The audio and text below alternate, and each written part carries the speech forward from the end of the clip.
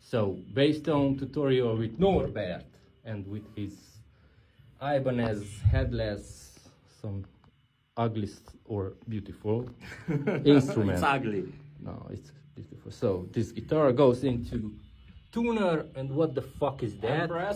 Empress compressor. Okay. A Darkglass. White glass. Yes, Darkglass Microtubes. White glass. Okay. Darkglass. Okay. And the SansAmp. Yes, and this goes into that Harley Benton Hard kit. Okay, and show us how it sounds.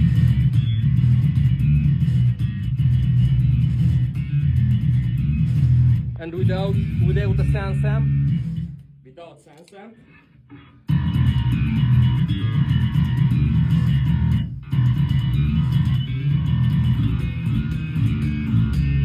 Nice.